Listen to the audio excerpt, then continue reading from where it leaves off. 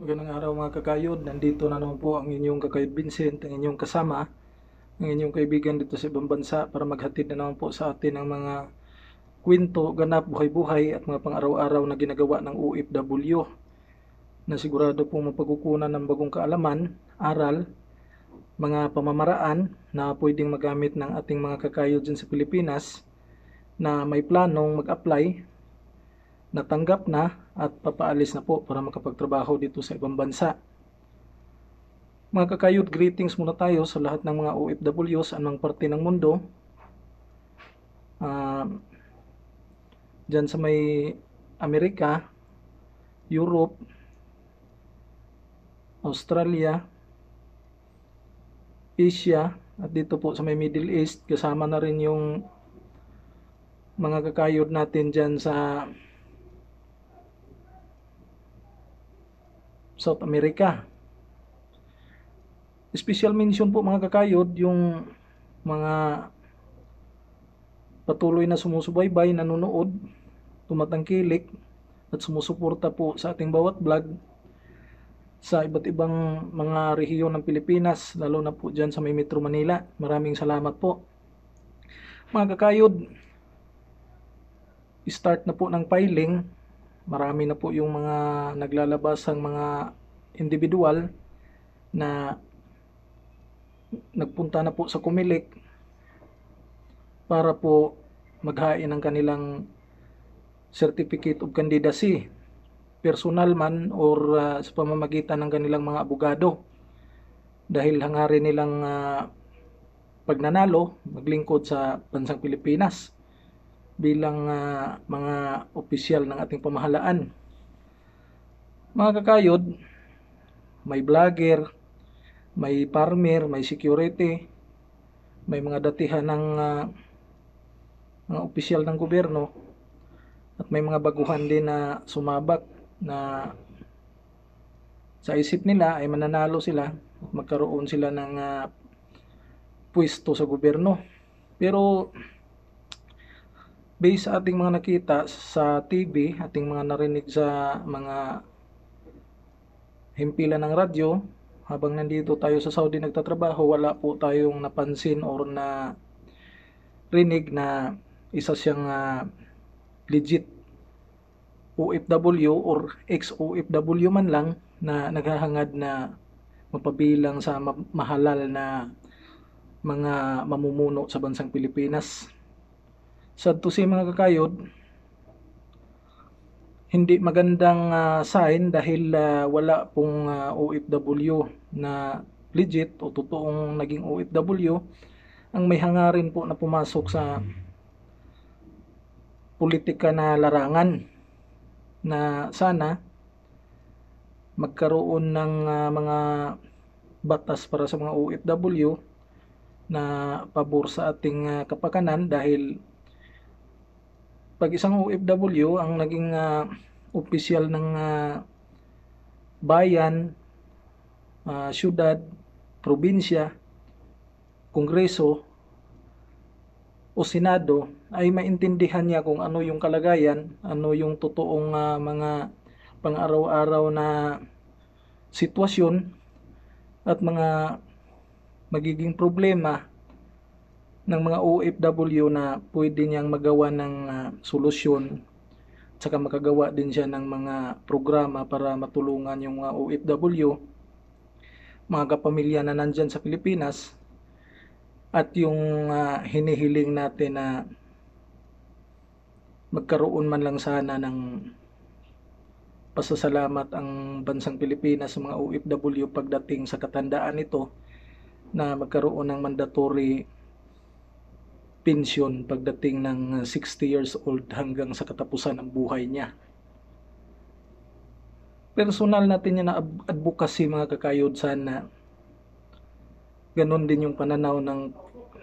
halos lahat ng mga OFW, at sana may OFW na malinis yung kanyang hangarin, busilak ang kanyang puso, meron siyang totoong malasakit sa lahat ng kanyang mga kaparehas na OFW na kakandidato siya, at sana suportahan ng bawat isang OFW at manalo. At sana siya na yung susi sa mga problema at sa mga concerns ng mga OFW na hindi naman na isa sa batas dahil wala namang totoong OFW na naging malaking opisyal ng gobyerno na siya talaga yung gagawa at saka magiging author kung ano man yung mga batas na ihain ng mga OFW groups, mga representative ng OWA, POLO, POEA o ano pang mga groups which is the concerns is the welfare of the OFW. Mga kakayod, hindi rin natin masisi na walang naglalakas loob na OFW na nag-file lalo na sa senatorial race this 2025 dahil madumi po yung mundo ng politika, stressful at talamak po yung korupsyon lalo na sa mga datihana at saka hindi talaga tapat sa kanilang mga constituents at sa kanilang sarili mismo. At saka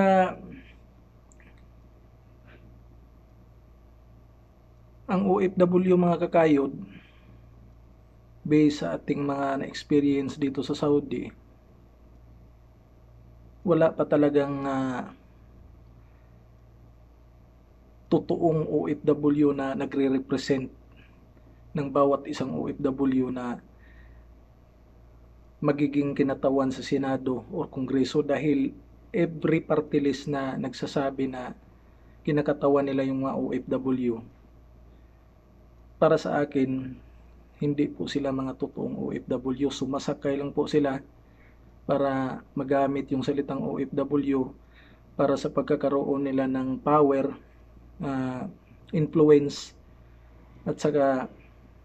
malaki yung posibilidad na magkapera sila at magkanakaw pa sa kaban ng gobyerno dahil magkakaroon po sila ng budget or pork barrel na tinatawag natin dyan sa Pilipinas. Mga kakayod, lahat na lang ng sektor na hindi naman mahalaga sa tingin natin, nakikisali, nakikihalo, nakikifile ng certificate of electorate or itong pag-file ng certificate of candidacy dahil lang sa personal na interest, magkaroon ng pangalan at saka makapag-corrupt sa gobyerno ang karamihan. Wala naman po silang malasakit sa kapwa, malasakit sa kanilang nire-represent na mga marginalized sector dahil hindi naman po nila naaalala tayo pag tapos na yung halalan saka nanalo na sila. Kaya mga Pilipino na nandyan sa Pilipinas, mga pamilya ng OFW, mga OFW na nandyan sa Pilipinas at nandito sa ibang bansa na makakaboto ngayong 2025 midterm election, isipin natin na hindi lang sana magamit yung ating karapatan, ating boto para sa mga pansariling interes lang ng mga tao na nagpapapili sa iba't ibang posisyon sa gobyerno. Dapat isipin din natin mga kakayod na sana manalo man sila, makakalapit pa rin tayo sa kanila, makatulong sila sa atin, at kung ano man yung mga sinasabi nila, pinangako nila, kaya nilang gawin at saka maipatupad nila yung kanilang mga sinasabing proyekto at saka pagmamahal at pagpapahalaga sa bawat isang mamamayan. Mga kakayod, paulit-ulit na lang, every 3 years, election, ganun pa rin, nagagamit, nawawala pag nanalo na, tumatanggap ng bayad yung mga Pilipino. Siguro nasa kultura na yan mga kakayod, pero sana sa mga makabagong botante, mga makabagong Pilipino, makabagong OFW, i-straight na natin yung mali na way na gusto na tayo dahil wala po tayong asenso sa ganyang mga bagay.